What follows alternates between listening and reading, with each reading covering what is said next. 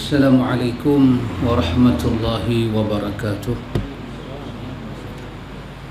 Innal hamdalillah nahmaduhu wa nasta'inuhu wa nastaghfiruh wa na'udzu billahi min shururi anfusina wa min sayyiati a'malina. Man yahdihillahu fala mudilla lahu wa man yudlil fala hadiya lahu.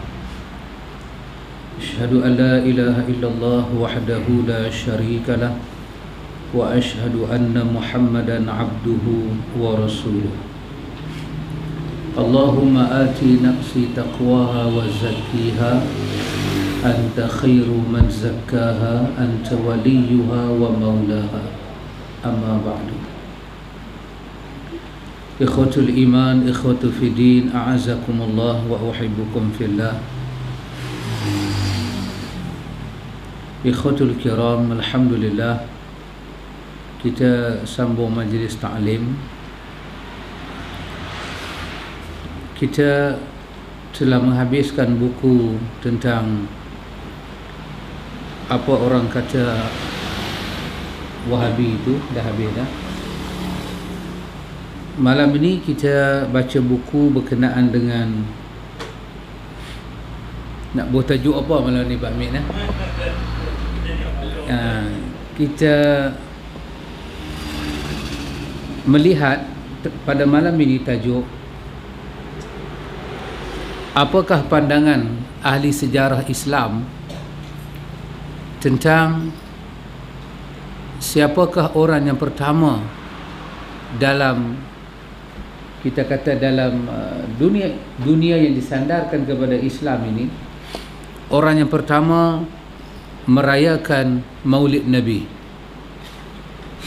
Ini satu isu besar sebab kita Maulid Nabi peringkat nasional, peringkat negara, kita ada cuti.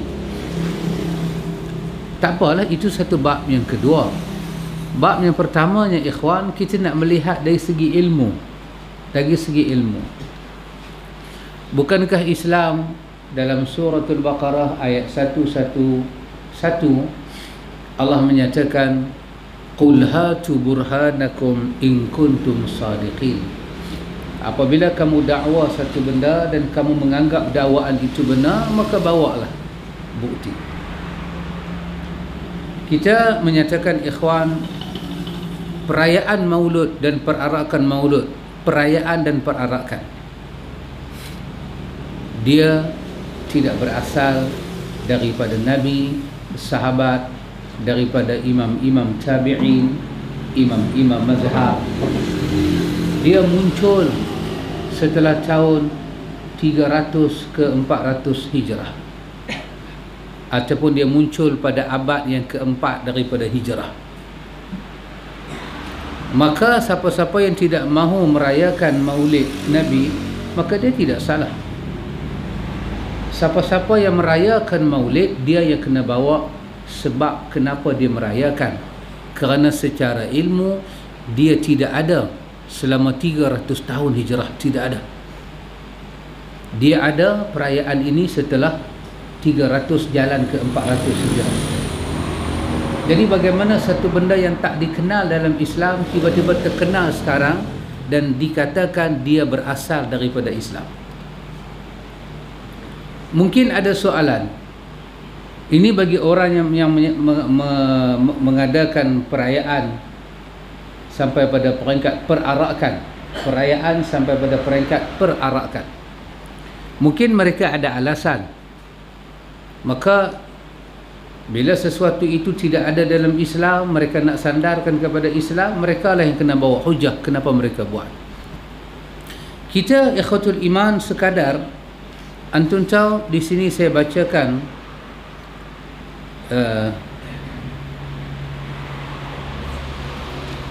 sahabat boleh baca orang putih kan? Ada.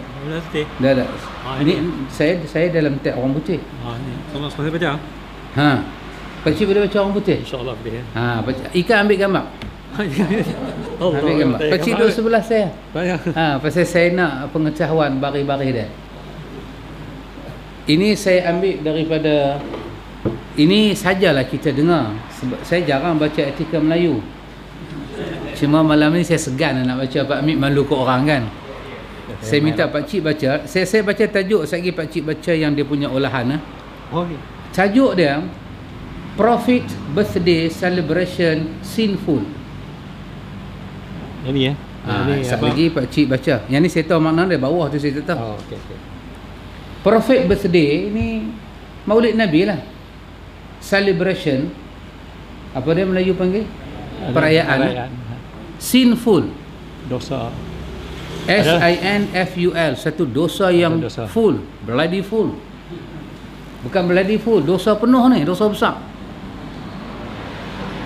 Ini daripada Grand Mufti Sheikh Abdul Aziz Ali Sheikh. Dia Grand Mufti. Pak Cik baca. Apa Pak Cik baca, saya dengar antum tengok Ikam ambil gambar Ikam. Mungkin Aswaja nak dengar kot. Bismillahirrahmanirrahim. Grand Mufti Sheikh Abdul Aziz Al-Sheikh has warned against celebrating the birthday of the Prophet, peace upon him, saying that it is a superstitious practice that was illegally added to the religion. Apa dia tu? Yang ni Tuan Syekh ni kata dia bagi amaran lah. Perayaan ni hari Maulid Nabi ni adalah satu orang kata apa? Superstitious, baik kata apa? Tahayyul. Superstitious, tahayyul. Dan ini dilarang dalam agama. Teruskan. It is a bid'ah. Big bid'ah. Bid'ah, dia boleh ini bid'ah. Tapi Bid'ah lah tu. it is bid'ah, a sinful religion innovation that crept into Islam after the first 3 centuries when companions and successors of the companions lived. Dan dia cakap ni adalah satu bid'ah yang berlaku selepas kurun ketiga, selepas sahabat-sahabat dan pengikut ni tabi'in tinggal hiduplah, bukan meninggal. Instead, it is obligatory for Muslims to follow the Prophet's teaching as contained in the Sunnah. The Sheikh said in his Friday congregational sermon at the Imam Turki bin Abdullah Mosque in Riyadh. Ini Tuan Syekh ni beritahu kita kena ikut ajaran sunnah. Dan Syekh ni berkhutbah di masjid Imam Turki bin Abdullah, masjid Imam Turki Abdullah di Riyadh.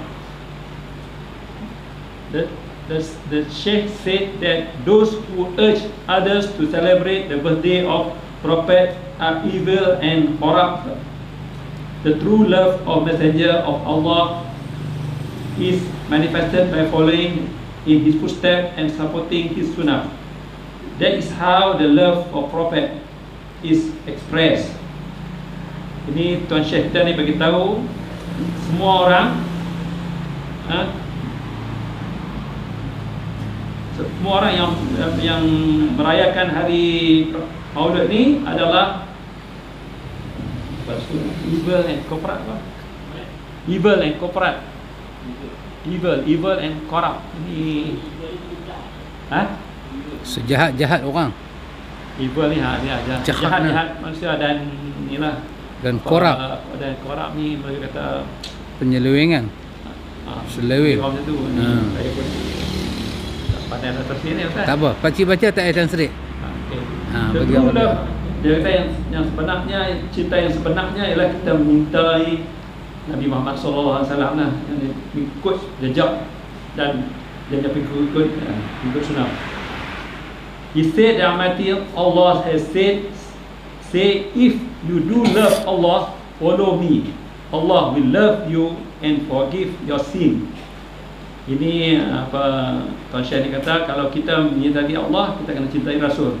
Kalau kita mencintai Rasul, Allah akan mengampunkan kita dosa. Muslim have duty to believe the Prophet as a servant and messenger of Allah who was sent as a guide to the entire universe. Ini Tuan Syekh sambung lagi, dia kata semua Muslim tanggungjawab mereka dan percaya ni beriman sungguh-sungguhlah dengan Allah, dengan Nabi Muhammad ni, dan sebagai orang kata apa, pesuruh Allah, dan dia sebagai orang kata pembimbing kita sampai dalam dunia ni lah. Lepas tu, it's a duty of Muslim to love and respect him. Dan menjadi tanggungjawab kita semua orang Islam, kita kena hormat Nabi Muhammad ni sallallahu ni, kena hormat bersanjung dia. They should also defend him against those who misinterpret his teaching, and atheists who deny him, and those who abuse or mock him. Dimaksud sini, kita tidak boleh, kita kena pertahankan siapa-siapa yang salah interpretasi, Melayu kata apa, salah tafsir dia punya pengajaran, dan yang tak beragama, etis, yang tak mau terima Nabi Muhammad, dan yang lain yang mencerca ataupun orang kata melekehkan Nabi lah. These are the duties of Muslim who truly love the Shaykh said. Inilah cara yang sebenarnya yang Nabi minta. Jadi kita kena ikut Nabi. Cara apa, cara yang Nabi buat, kita kena ikut. Itu yang sebenarnya lah. Bukan kita cara yang dikatakan di perayaan oleh Nabi. Kita minta maaf lah kalau saya punya tahu ni. Terjemahan Pak Cik lagi baik daripada saya. Tak lah. Alhamdulillah. Ini ikhwatul iman. Yang bercakap ni adalah mufti besar bagi kita kata biladul muslimin, negara kaum muslimin yang sekarang ini. Dia katakan bahawa celebration maulud ini sinful. Kita baca buku kita dulu ya ikhwan, nanti kita padukan dengan apa yang kita baca tadi. Muka surat tadi 117. Dia punya tajuk perayaan maulid Nabi dalam sorotan syariat. Orang yang pertama mengadakan maulid Nabi sallallahu alaihi wasallam. Peringatan Nabi sallallahu maulid Nabi adalah bid'ah yang mungkar. Orang yang pertama mengadakannya adalah Bani Ubaid Al-Qaddah yang menamakan diri mereka dengan kumpulan Fatimiyah pada abad ke-4 Hijriah, dan mereka menisbahkan diri mereka kepada putera Ali bin Abi Talib radhiyallahu anhu, padahal mereka adalah pencetus aliran kebatinan. Nenek moyang mereka adalah Ibnu Dishhan yang dikenal dengan Al-Qaddah, salah seorang pendiri aliran batiniyah di Iraq. Ini ikhwatul iman, nakalan seperti ini ni kita boleh melihat bukan saja dalam buku ini. Mungkin bagi orang yang tak bersetuju dengan kita, dia kata di mana dia boleh merujuk, kita katakan dia boleh terus merujuk di dalam Bidayah wa Nihayah oleh Imam Ibnu Kathir. Ini berkenaan dengan orang ini yang dikatakan daripada Bani Ubaid Al-Qaddah ini. Dia menyandarkan diri dia kepada keturunan Ali bin Abi Talib. Dia kata dia daripada keturunan sana, dan dia menamakan dia ni aliran Fatimiyah Al-Batiniyah. Fatimiyah Al-Batiniyah. Apa kata Imam Ibnu Kathir kepada orang ini? Kata Imam Ibnu Kathir, ini kata Imam Ibnu Kathir, sesungguhnya pemerintah Fatimiyun Al-Ubaidiyun ini orang yang ini orang yang mengaku ini orang ini, kata Imam Ibnu Kathir, mereka ini daripada Fatimiyun Al-Ubaidiyun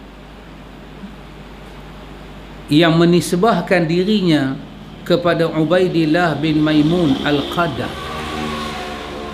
Dia pun menisbahkan diri mereka kepada Ubaidillah bin Maimun Al-Qaddah. Apa kata Imam Ibnu Kathir? Sesungguhnya dia ini seorang Yahudi yang memerintah bumi Mesir. Ibnu Kathir menyatakan dia seorang Yahudi yang memerintah bumi Mesir. Artinya yang mula-mula mencetuskan idea ini tidak ada zaman Nabi. Sahabat ini adalah orang yang paling sayang dan cinta kepada Nabi. Sahabat adalah orang yang paling setia, dan Allah menerima iman para sahabat. Bagaimana mereka sayang pada Nabi? Macam tadi, qul in kuntum tuhibbunallaha fattabi'uni. Sayang Nabi dengan fattabi'uni, ikut. Nabi suruh kita ikut sunnah. Nabi beri ingat, iyyakum, berhati-hatilah kamu dengan perkara yang baru diada-adakan. Perkara yang baru diada-adakan itu dalam agama, nama dia bid'ah. Yang bid'ah itu jaga dia sesat, yang sesat itu tempat dia di neraka. Yang cakap ini adalah Rasulullah, bukan orang biasa, Rasulullah. Jadi bagaimana kita nak berpegang dengan kalam Rasulullah ini? Imam Ibn Kathir menyatakan dia ini seorang yang bukan Islam, pemerintah Mesir, walaupun dia kata dia ni Fatimiyun, dia sandar diri dia kepada Fatimah, tapi dia ini Batiniyun, seorang yang berpahaman batin, dan dia dikatakan seorang Yahudi oleh Imam Ibn Taymiyah. Kata Imam Ibn Kathir, mereka memunculkan banyak hari-hari raya. Ini dalam Bidayah wa Nihayah. Mereka buat banyak perayaan. Di antara perayaan yang mereka buat adalah merayakan hari Maulid Nabi. Merayakan hari Maulid Nabi. Baik, anda tengok, kita baca lagi. Para ulama umat, para pemimpin dan para pembesarnya bersaksi bahawa mereka adalah orang munafik zindiq yang menampakkan Islam dan menyembunyikan kekafiran. Bila ada orang bersaksi bahawa mereka orang-orang beriman, bererti dia bersaksi atas sesuatu yang tidak diketahuinya. Pengarang kitab kita ni kata, kalau ada orang boleh menerima kerajaan Fatimiyun, Batiniyun, ini orang yang tidak mengetahui siapa sebenar kerajaan yang jahat ini. Ibn Katsir sandarkan ini kerajaan Yahudi. Kata dia, kerana tidak ada sesuatu pun yang menunjukkan keimanan mereka, sebaliknya banyak hal yang menunjukkan atas kemunafikan dan kezindikan mereka itu. Ini orang yang pertama dikatakan merayakan Maulid Nabi. Siapa dia, ikhwan? Nama dia siapa dia tadi, ikhwan? Itu satu orang daripada Bani Ubaid Al-Qadah. Dia dipanggil dengan nama Fatimiyun Al-Batiniyun. Dia ini Fatimiyun Al-Ubaidiyun, iaitu Ubaidillah bin Maimun Al-Qadah. Maka anak-anak cucu dia ini dipanggil Bani Ubaid Al-Qadah. Nama dia Ubaidillah bin Maimun Al-Qadah. Anak cucu dia dipanggil Bani Ubaid Al-Qadah. Inilah keturunan yang mula-mula masuk abad ke-4 Hijrah. 4 Hijrah ni sama dengan 400 Hijrah. Mereka lah yang mencetuskan idea awal bagaimana nak berarak sempena hari Maulud, nak buat upacara apa, nak tunjuk sayang macam mana. Mereka yang memulakan, bukan Abu Bakar, bukan Umar, bukan Osman, bukan Ali, bukan imam-imam tabi'in, bukan imamnya 4, bukan imam hadis, tetapi mereka keluar daripada a'imah, imam-imam yang kita cintai. Saya bacakan lagi, ikhwan. Para ulama dahulu dan sekarang telah menjelaskan kebatilan bid'ah memperingati Maulid Nabi SAW dan membantah orang-orang yang mengadakannya dan mengerjakannya. Memperingati Maulid, yakni kelahiran Nabi SAW, adalah bid'ah dan haram berdasarkan beberapa alasan. Alasan ini bukan hari ini saja, ikhwan, daripada zaman silam. Syekh Grand Mufti Saudi ni, dia kata orang, tadi pakcik baca, dia kata orang yang menjadi penaja, orang yang menjadi penaja kepada celebrate the birthday of the Prophet, mereka ini evil dan corrupt. Kalau kita terjemah Melayu, seburuk-buruk penaja, dan majlis itu majlis yang paling menyeleweng. Ya ikhwan, kenapa ikhwan? Mari kita buktikan. Mari kita cuba buktikan, ikhwan. Mana ada, saya katakan, mana ikhwatul iman ada maulid Nabi, nak menghidupkan majlis maulid, mesti di situ ada apa dia? Ada hadis palsu. Mesti ada hadis-hadis yang kalau kita tak kata palsu pun ikhwan, kita katakan hadis-hadis yang berada pada tempat, kisah-kisah yang berada pada kedudukan, kepada siapa kita nak cari pengesahan riwayat itu. Bila datang maulud Nabi, datang man aqama maulidi, siapa yang man aqama maulidi, siapa yang merayakan, siapa yang mengihyakan, menghidupkan maulud aku, kana lahu syafa'ati yaumal qiyamah, dia akan mendapat syafaat aku di hari akhirat. Saya tidak ambil ulama-ulama silam yang hebat-hebat, saya ambil ulama-ulama yang dekat dengan kita. Di antaranya anak murid kepada Syekh Nasruddin Albani. Dia kata bila orang baca hadis ni, orang tanya dia dalam majlis, apa pandangan Tuan Syekh tentang hadis ni? Dia kata ada ketong tak aku nak muntah je. Aku nak muntah dengan hadis ni. Dia kata hadza kadhiba ala Rasulillah ikhtalaqahu al-mubtadi'ah. Inilah pendustaan yang diceritakan pada hari-hari perayaan Maulid Nabi, dan mereka berdusta, dan dusta itu direka oleh ahli-ahli bidah. Tidak ada satu hadis sahih menceritakan merayakan Maulid Nabi ni dapat syafaat. Tidak ada, tidak ada. Wallahi tidak ada.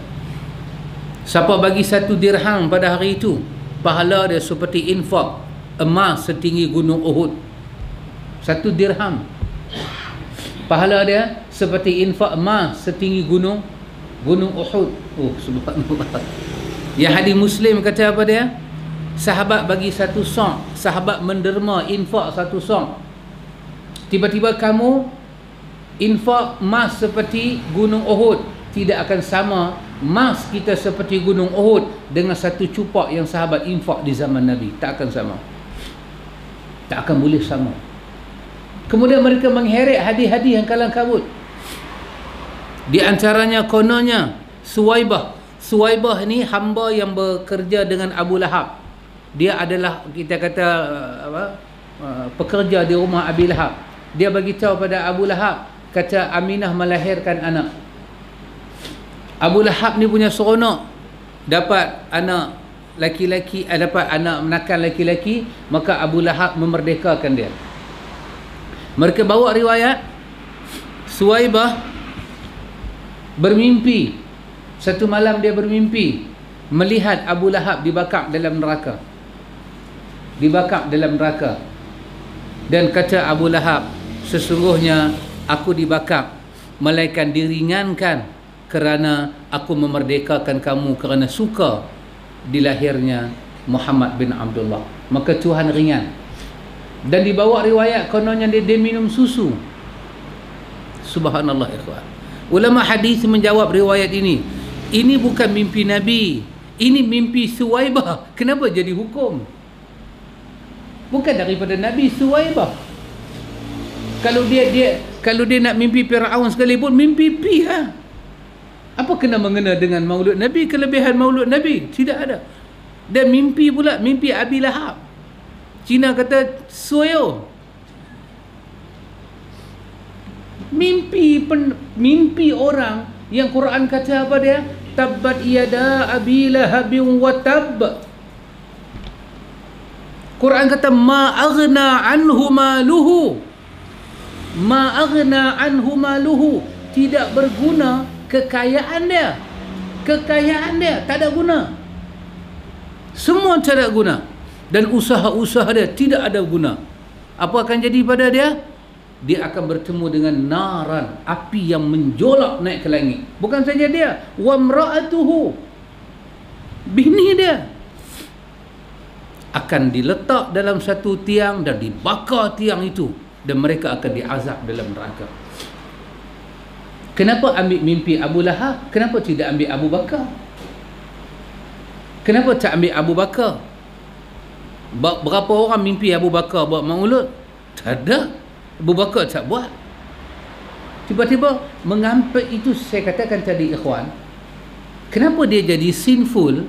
Kerana ikhwan, bila merayakan ini dengan kekasih Allah Ta'ala ini, dibawa riwayat-riwayat yang tak betul. Riwayat yang tak betul, bercanggah. Ibnu Taimiyah menyatakan, ni kalau kita sebut nama Ibnu Taimiyah, orang yang memang tak suka muntah lah. Dia kata tak ada Ibnu lain ke? Ibnu Rizal ke? Ambil lah Ibnu Rizal, sedap sikit dengar lagu dia. Dia kata Ibnu Taimiyah, Ibnu Taimiyah, Ibnu Taimiyah. Ibnu Taimiyah kata tidak ada hadis. Bukan saja ulama hadis yang pakar-pakar tahu kata dia bohong. Orang yang belajar hadis, orang yang baru belajar hadis pada waktu siang, tiba-tiba bawa hadis kelebihan maulud pada waktu malam. Dia baru belajar hadis pada waktu siang, dia pun tahu hadis itu bohong. Tak payah tanya tokoh-tokoh besar-besar. Yang baru belajar pun tahu rihul kadhib, bau dia pun bohong. Bila mai hari bila mai hari maulud, antum tengok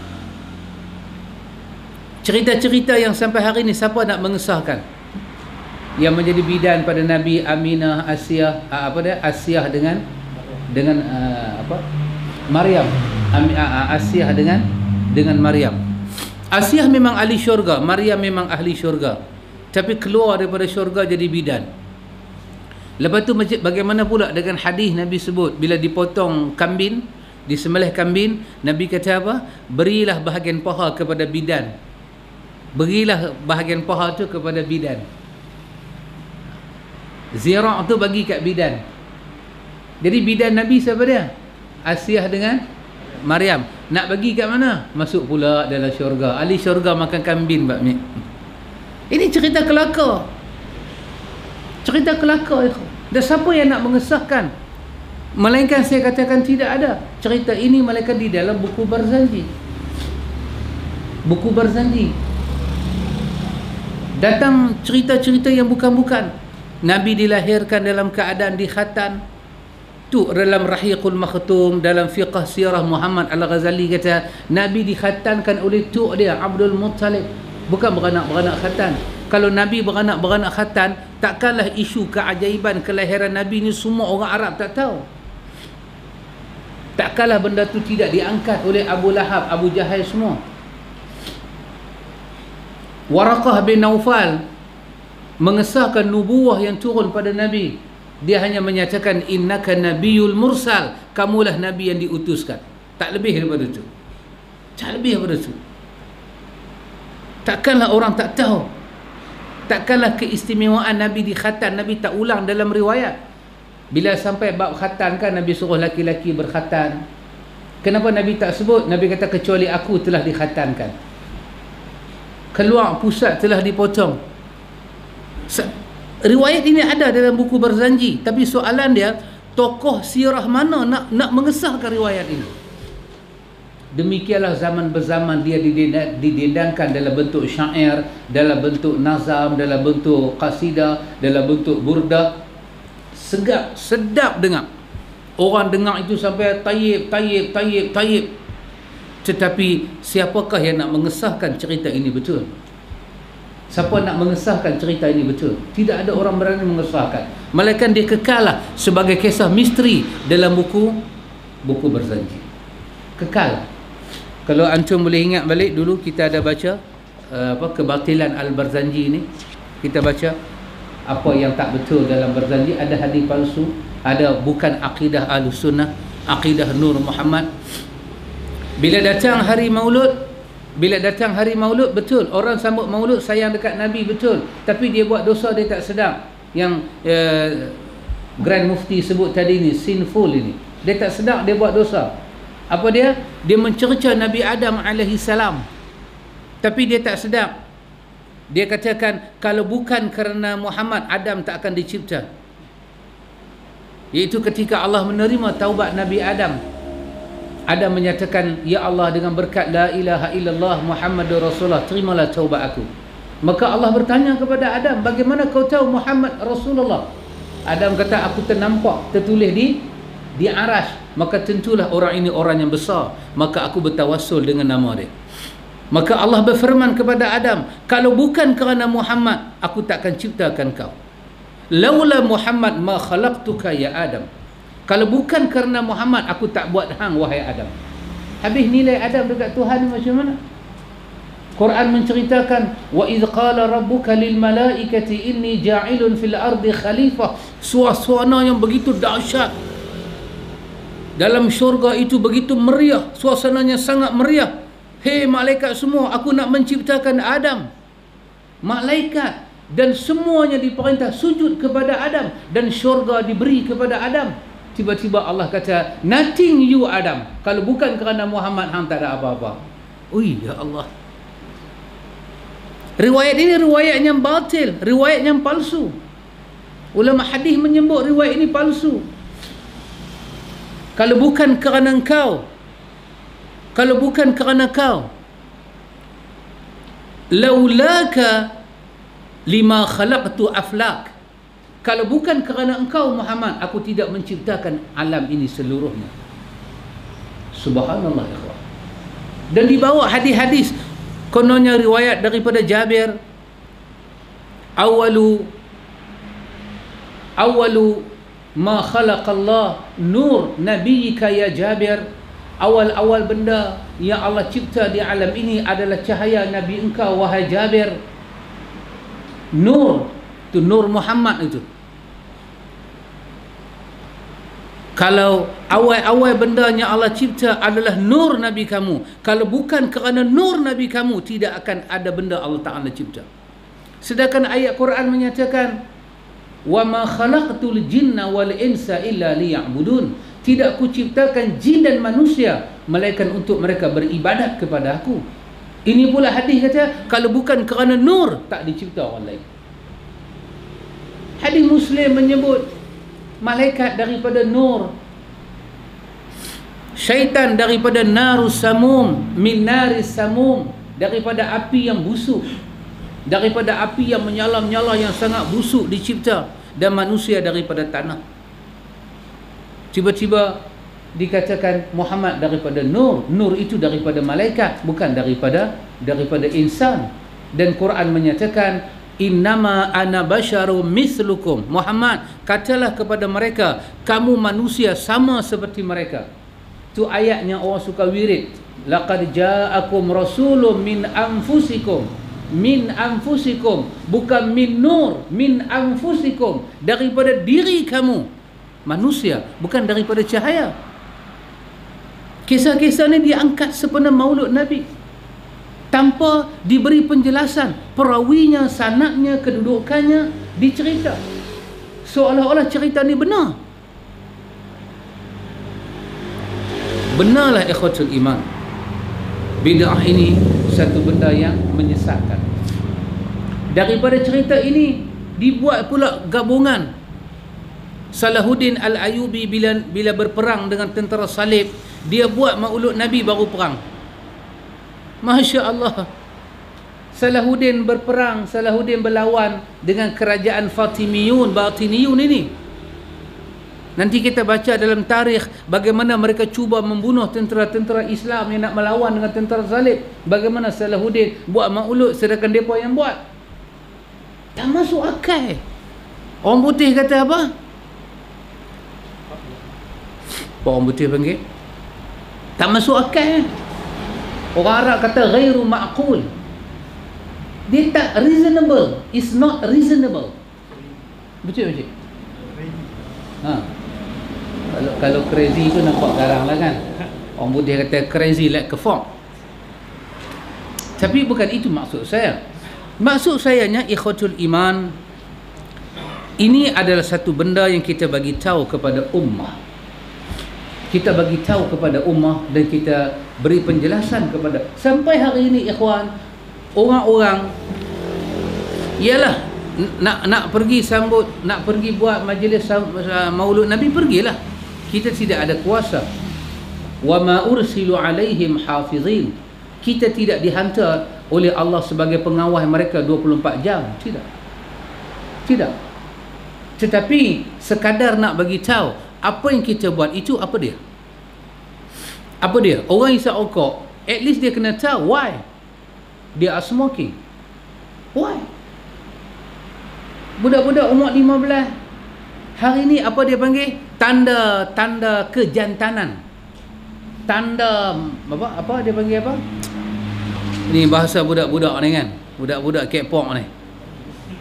Kepok ni satu malapitaka, bukan malapetaka, malapitaka. Dah kapiak. Bangsa asing pula daripada Korea mai boleh peluk anak dara kita lagu tu lah. Boleh peluk anak dara kita lagu tu. Dan pihak menteri pula tolong cari dana dekat Bobok Pelak ni. Cari dana bagi jahanam anak Melayu yang kata mempertahankan agama, negara dan bangsa. Bagi anak dara kita dekat Kepok, peluk, cium, bertudung. Benda tu jadi dalam negara kita. Tak ada siapa hirau. Ada menteri bangun bercakap, mereka mai bukan kita yang bagi 2 juta, 3 juta ke depa. Mereka ni mai ada apa? Ada sponsor. Boleh terima pula sponsor bagi pelengkup anak bangsa. How dare you? Tajuk maulud dia keluar Kepok. Jahanam. Jahanam ya kau. Malapitaka. Bukan malapetaka, malapitaka. Kalau nak buat, dia nak isap okok, at least dia kena tahu why dia isap okok. Sebagai tanda jantan ke awak isap okok? Tak. Nanti 10 tahun, 20 tahun awak isap okok, bedah badan awak, tengok jadi apa. Yang bagi tahu kata rokok tak bagus ni bukan ustaz. Ustaz tak pernah bedah badan orang, mufti pun tak pernah bedah badan orang. Tapi yang kata tak bagus ini doktor. Doktor yang kata tak bagus. Tak apalah doktor kata tak bagus. Lah awak bagi alasan. Kenapa pakar kata tak bagus, awak kata bagus? Apa kajiannya awak buat? Sama orang buat maulud, pakar-pakar hadis tak berani mengesahkan hadis tu, maka pakar tak berani mengesahkan. Awak pergi cari pengesahan siapa? Pakar tidak mengesahkan. Pakar hadis, pakar tarikh menyatakan kami tidak tahu Muhammad lahir pada 12 Rabiul Awal kah? Apa tarikhnya? Kami tidak tahu. Cuma terjumpa hadis Imam Muslim. Nabi kata zalikal yaum wulidtu. Aku puasa hari Isnin kerana hari Isnin hari aku dilahirkan. Dan hari Isnin juga hari di mana bu'istu fihi. Allah mengangkat aku sebagai Nabi dan mula menurunkan wahyu pada aku juga pada hari Isnin. Dekat tu je hadis kita jumpa. Tarikh tak jumpa ikhwan, tak jumpa. Cuma menjadi perbalahan ahli-ahli tarikh. Imam Ali ada pandangannya, Imam Ahmad ada pandangannya. Dalam tarikh Baghdadi, dia menghimpunkan pandangan-pandangan orang-orang lain seperti Muhammad bin Ishaq ada pandangannya, tetapi pandangan tinggal pandangan. Riwayat menyatakan Yaumal Isnin, hari Isnin. Hari Isnin. Riwayat tak pernah menyebut 12 ke 8 ke 9, cuma dikatakan ahli-ahli falak mencari saja. Ini kajian saja. Kita boleh tolak dan kita boleh tak mau tolak. Tetapi yang keluar daripada mulut baginda, kenapa tidak kita endahkan? Zalika yaumal wulidtu. Isnin adalah hari aku dilahirkan, maka aku nak puasa. Aku dibangkitkan sebagai rasul dan diturunkan wahyu kepada aku pada hari Isnin. Artinya hari Isnin ni ada sejarah yang sangat besar kepada Rasulullah. Betul lah kita puasa hari Isnin. Dan tidak ada apa-apa lebih daripada itu. Tidak ada apa-apa lebih daripada itu. Cumanya ikhwan, apa yang kita baca ini sebahagian orang tak mau dengar. Sebahagian orang dia tidak mau dengar. Baik, kita baca lagi. Pertama, peringatan Maulid Nabi sallallahu alaihi wasallam adalah bid'ah yang dibuat-buat dalam agama, di mana Allah Subhanahu wa taala tidak menurunkan sedikit pun keterangan dan ilmu tentang itu. Kerana Nabi SAW tidak pernah mensyariatkannya, baik melalui sabda beliau, perbuatan beliau maupun ketetapan beliau. Padahal beliau adalah suri teladan dan imam kita sekalian. Betul seperti kata Syekh Nasaruddin Albani, ikhwan, apa kata dia? Kalau benda tu besar, Allah akan guna Rasul dia untuk menyampaikan syariat itu. Tapi kalau benda tu kecil, Allah tak akan guna Rasul dia. Kita kata janggut. Ya, janggut. Kata sunat saya. Kata Syekh Nasaruddin, kalau janggut itu kecil, Allah tidak akan syariatkan kepada Rasul dia. Kerana janggut itu besar, Allah suruh kekasih dan yang simpan. Maka simpan janggut itu besar, kata dia. Ulama nak khilaf kepada sunat ke kepada tidak sunat, itu hal para ulama. Tetapi yang jelasnya, janggut ada pada dagu Rasulullah, maka dia besar. Dia adalah rahmat bagi alam. Maka dia adalah, kalau kita mencintai Allah, mestilah kita mengikuti Rasulullah pada kadar yang kita mampu dengan janggut, dan pada lebat mana dia tumbuh. Itulah hak kita. Kita tak boleh petikai orang, awak hang janggut pendek. Dan itu hak dia. Janji dia ada janggut. Janggut mesti panjang. Tidak ikhwan. Atas orang itulah memahami apa janggut. Saya tak apa boleh simpan janggut, saya polis. Itulah alasan awak dengan Tuhan lah. Jangan bagi pada ustaz. Ustaz bukan nak menghisap awak. Dan ketua polis negara, kalau dia restu dengan undang-undang tak membenarkan orang lelaki-lelaki Islam menyimpan janggut dan itu dianggap salah, maka dia kena berdiri selesaikan urusan itu di hadapan Allah. Kerana yang menyimpan janggut bukan ketua polis negara, tetapi Rasulullah, rahmatan lil alamin. Kalau awak tak bagi, awak pecat dia, awak sendiri ambil jilat cukur janggut dia kerana dia nak mengihyakan sunnah, maka awak akan dihisab oleh Allah di hari akhirat. Tidak ada orang boleh membatalkan sunnah Rasulullah. Tidak ada orang. Tidak ada syekh, tidak ada maulana, tidak ada habib, tidak ada pemimpin, mana-mana manusia boleh membatalkan syariat yang Allah turunkan kepada Nabi. Tidak. Tidak boleh. Sekali-kali tidak boleh. Allah Subhanahu wa taala berfirman, Allah Subhanahu wa taala berfirman, "Wa ma atakumur rasulu fakhudhuhu." Ini ayat yang selalu kita dengar, iaitu tuan kitab kita nak bawa hujah, apa yang Rasul beri kepada kita, kita kena ambil. Maka daripada ayat ini, daripada surah Al-Hasyr ayat yang ke-7, iaitu apa yang Rasul beri kepada kamu, ambil. Fakhudhuhu, ambil. Ada mubtada, ada khabar, ada amar. Ada yang disuruh, ada benda yang Allah suruh, ada pihak yang kena suruh. Fakhudhuhu, maka ambillah. Fakhudhuhu, ada waw pula, waw jamak di situ.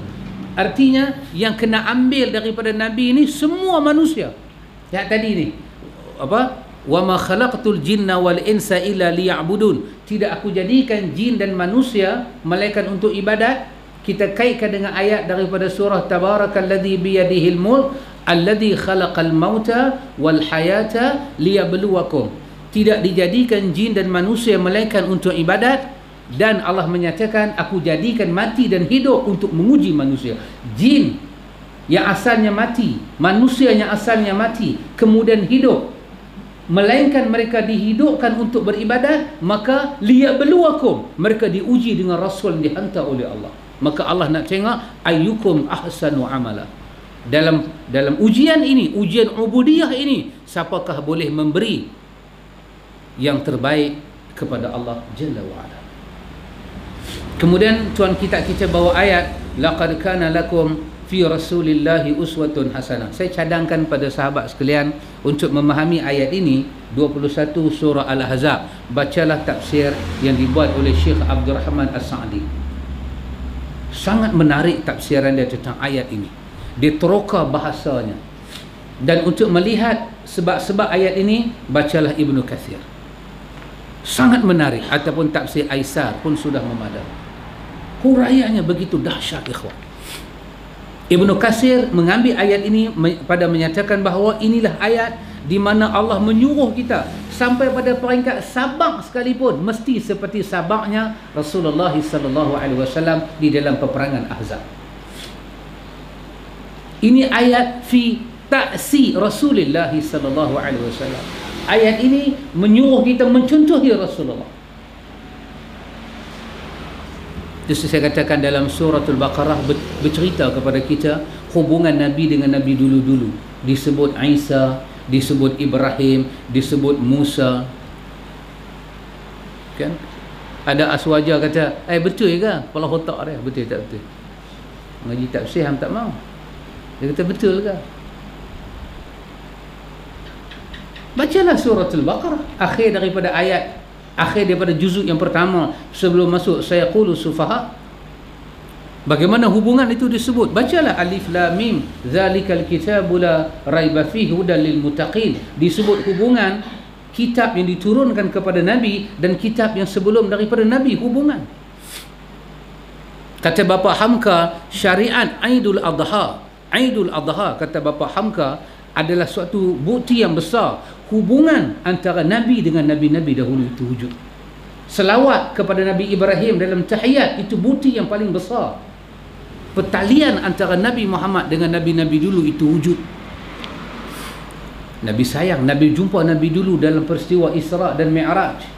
Nabi turun, Nabi cerita Isa muka macam siapa, Nabi cerita Yusuf imbah-imbah macam sahabat mana, Nabi cerita Ibrahim imbah-imbah sahabat mana. Nabi cerita satu persatu dalam hadis Imam Muslim.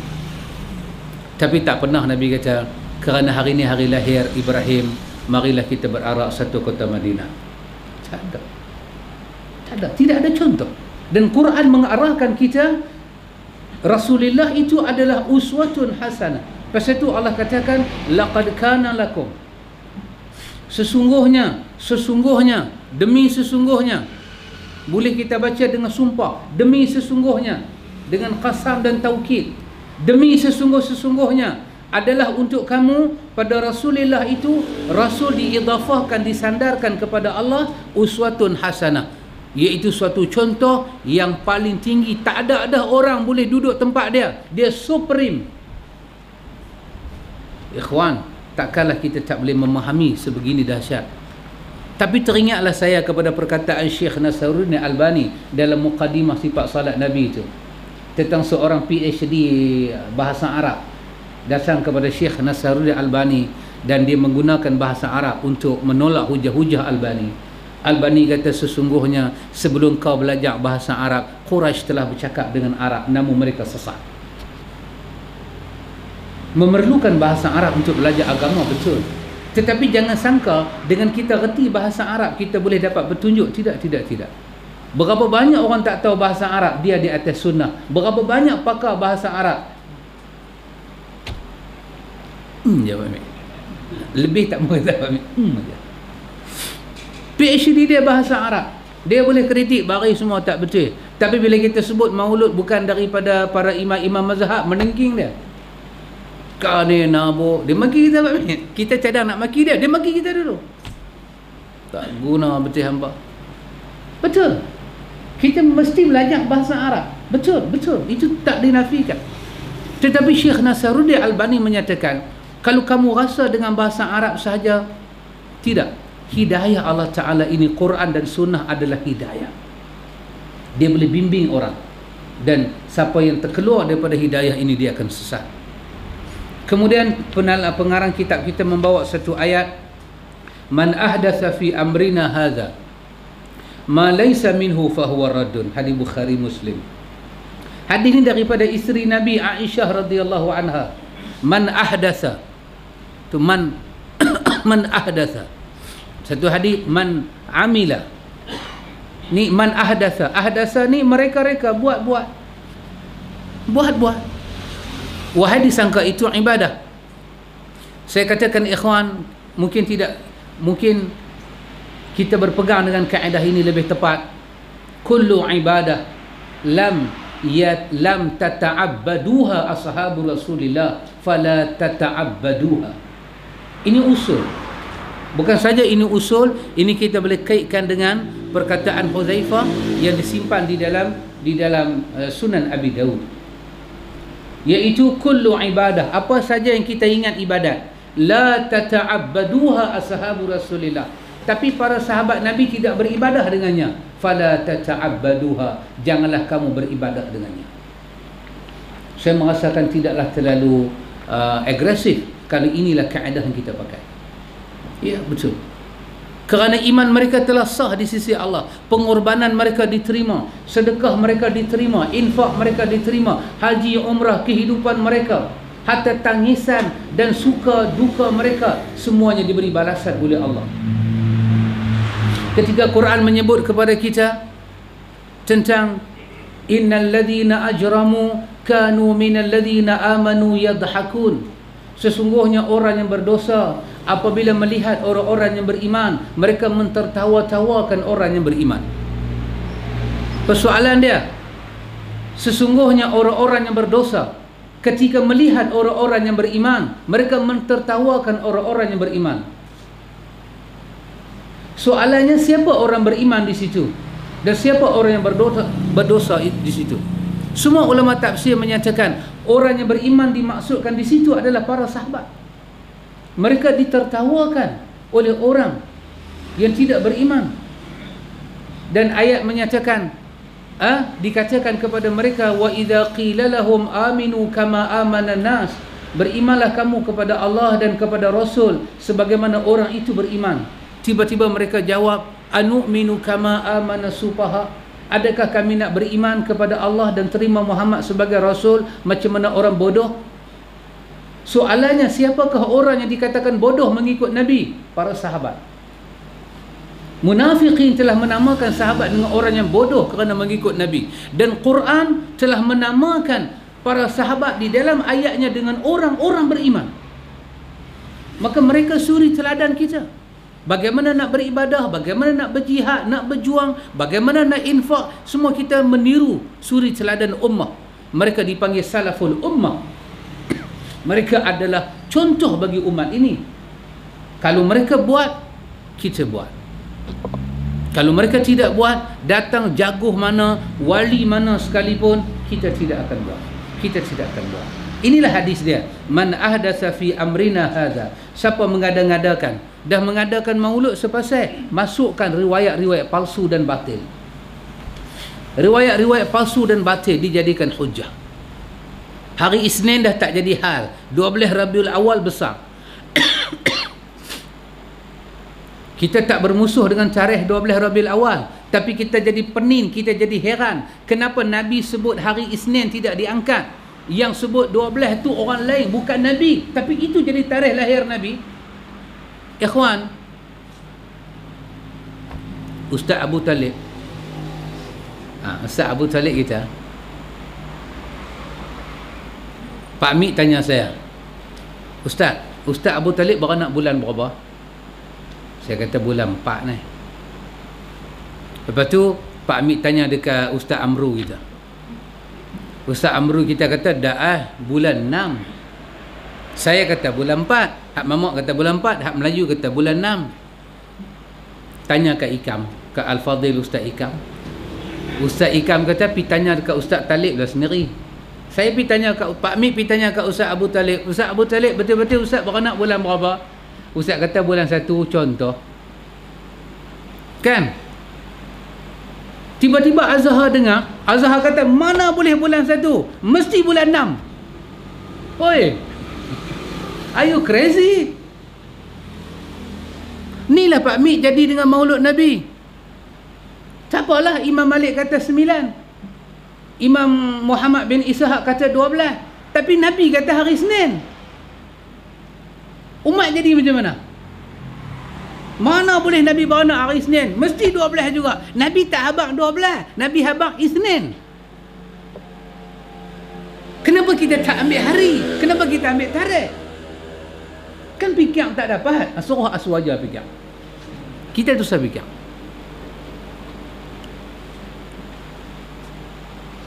Ya tanyalah Ustaz Abu Talib dia beranak hari apa, dia yang tahu. Kenapa nak bising-bising? Kita hanya meneka. Iyalah. Kata Ibnu Khalikan dia Ibnu Khalikan ini orang kata di antara ahli-ahli palak yang buat kajian. Berapa? 20 April Ustaz Sabri, berapa? 20 April tahun gajah kan? Hak orang putih tu berapa? Lupa dah. Duduk mengaji juga lagu tu, duduk menyanyi juga lagu tu kan. Nabi lahir pada 20 April. Inilah di antara Ibnu Khalikan menulis, di antaranya ialah para ulama falak cuba mencari kalau dikatakan pada tahun gajah itu Rasulullah sallallahu alaihi wasallam baginda dilahirkan, maka mereka flashback balik pada 20 April tahun Gajah. Tak mungkin berdasarkan ilmu falak hari Isnin jatuh 12 Rabiul Awal. Kemungkinan dia jatuh 9 ataupun 8. Ini hanya kajian ahli falak. Boleh ya, boleh tidak. Tetapi Nabi sendiri kata apa tentang lahir dia? Kenapa kita beriman dengan ahli falak dan tak percaya dengan lisan Nabi? Nabi kata, zalika yauma wulidtu. Hampa tahu tak pasal apa aku puasa hari Isnin? Kerana hari itu hari aku dilahirkan. Habislah. Dah, saya tak setuju 8 hari bulan. Saya tak setuju 9 hari bulan. Saya setuju 12 hari bulan. Ini tidak adil. Mana boleh 12 hari bulan? Hari itu mesti 8 hari bulan. Ini tidak adil. Objection. Kepala otak hang objection. Nabi hang kata apa? Nabi hang kata hari Isnin. Shut up yo. Tutup mulut, tutup bungkuk. Duduk diam-diam. Datang hari Isnin, puasa. Bagi yang uzur. Tapi dia puasa sunat, bukan puasa wajib. Ulama hadis kata puasa sunat kekalkan dengan sunat. Larat puasa, tak larat tak payah puasa. Dan Nabi tak pernah menyusahkan kita dengan puasa sunat. Itulah sifat puasa sunat. Dibuat dan ditinggal, dibuat dan ditinggal. Larat kita buat, tak larat kita tinggal. Tetapi adakah kerana kita tak puasa hari Isnin, kita tak sayang Nabi? Tidak, ikhwan. Tadi dia habaq dah. Grand Mufti Saudi Syekh Abdul Aziz Al-Syekh, dia habaq dah tadi. Sayang Nabi dengan mengikut sunnah-sunnahnya. Nabi bagi ingat, iyyakum, berhati-hati kamu dengan bid'ah. Nabi bagi ingat, berhati-hati kamu dengan bid'ah. Tiba-tiba umat kata bid'ah tak apa. Mereka ambil perkataan imam-imam sunnah, Imam Syafi'i, dia olah. Imam Syafi'i kata al-bid'atu bid'atan. Bid'ah ada dua. Sedangkan mereka belajar Arab, mereka belajar Nahu, belajar Saraf, mereka tahu maksud al-bid'atu bid'atan. Ma wafaqal kitab wa sunnah fahuwa mahmud. Orang hak bangsat lagu saya boleh faham. Takkan tokoh-tokoh besar tak boleh faham? Come on baby. Tak boleh faham. Bukan tak boleh faham saja buat tak faham. Al-bid'atu bid'atan. Bid'ah ada dua. Bid'ah yang terpuji dan tercela. Lepas tu dia bagi tahu satu. Ma wafaqal kitab wa sunnah. Apa yang sepakat, apa yang sama dengan Quran dan sunnah, itulah yang terpuji. Apa yang khilaf, itulah yang dicela. Habis, bila kita sambut maulud Nabi terpuji. Apa yang terpuji? Baca hadis palsu terpuji. Nabi kata, inna kadhiba alayya laysa ka kadhibin ala ahad. Bohong sama-sama kamu dengan bohong ke aku tak sama. Aku Rasulullah. Siapa bohong ke aku, Tuhan bubuh dia dalam neraka. Maka saya katakan dulu masa kita mula-mula belajar, saya ingat lagi, mula-mula pelajaran yang pertama di Baghdad, mustalahul hadis. Siang datang, penat, tidur sikit, malam belajar mustalahul hadis. Pukul berapa? Pukul 4 pagi. Kira sana malam panjang. Ni sebab 4 pagi kita lah. Semua orang tidur, kami belajar. Guru yang first mengajak saya Pak Mik mustalah hadis, Al-Fadil Ustaz Abdullah Iraqi. Dia kata kalau aku ajak hang, aku bodoh balik, dia kata. Mustalahul hadis. Bacalah kitab tebal itu, ada lagi kenangan simpan di rumah, mustalahul hadis. Saya ingat lagi pelajaran yang pertama Ustaz Abdullah Iraqi ajak, kaedah baca hadis. Setelah dia bagi tahu hadis apa, khabar apa, asar apa, dari segi lurah dan istilah perbezaan. Bila kita sebut hadis, kita sebut sunnah, samakah dia? Ustazlah menghuraikan. Lepas tu dia habaq. Masuk pelajaran yang kedua, dia bagi tahu kaedah baca hadis. Bila kita baca hadis, yang pertama kita kena sebut nama sahabat. Pasal sahabatlah menjadi jambatan kita dengan Nabi. Sebut nama sahabat. Yang kedua dia kata, bila kita dah sebut nama sahabat, kita kena sebut nama imam, rawi yang akhir, yang bertanggungjawab mengangkat dia sebagai hadis. yang dia ada mata rantai dan dia boleh buktikan sampai kepada sahabat, sahabat kepada Nabi. Kita kena sebutlah nama imam, Bukhari kah, Muslim kah, Abi Daud, sebut. Dan yang ketiga, kata Ustaz Abdullah, kita kena sebut, setelah kita sebut nama sahabat, kita sebut nama perawi yang akhir, kita kena sebut kedudukan hadis itu apa, sahih kah, dhaif kah, apa. Tiga ni dia kata adalah rukun baca hadis. Daripada tiga ni dia kata, kalau ada tiga-tiga paling elok, tapi kalau tak ada tiga, ada dua pun tak apa. Apa dia? Kita baca hadis, kita tak sebut nama sahabat, tak apa. Sebab apa? Sebab as-sahabatu kullu udul, sahabat semua adil, tak bohong. Tapi yang dua ni wajib. Apa dia? Menyebut rawi yang akhir dan menyebut nilai dan kedudukan hadis itu apa. Sebab rawi dia tidak ada, dia bersyarat, dia ada syarat, ada yang fiqah, ada yang suduq. Maka rawi itu ditengok. Bila orang baca hadis-hadis ini, ikhwan, pada hari Maulud, Nabi beranak macam mana, keluar daripada Farash Aminah cahaya sampai ke ufuk timur. Aminah nampak keluar daripada tempat beranak tu satu cahaya nur sampai ke ufuk barat, ke ufuk timur. Bacalah. Hari Nabi lahir apa jadi? Semua unta bercakap Arab. Macam dalam WhatsApp Baitul Ilmi kan, lembu cakap Arab dengan Syekh Abdul Qadir Jilani.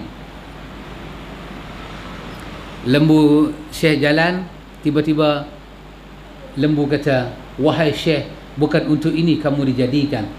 Syekh tengok-tengok, lembu cakap Arab, nahu betul, baris betul, sarab betul, semua cantik. Tak apalah, kisahlah, ceritalah. Itu hak awak nak bercerita, ceritalah. Tetapi disiplin dia, kerana awak nak kait dengan Nabi. Awak nak sebut rawi mana, rawi mana yang bagi tahu kata pada hari lahir Nabi, ini yang lahir ni Nabi, dia lebih tahu tentang lahir dia. Ini lahir seorang Nabi, dia tahu.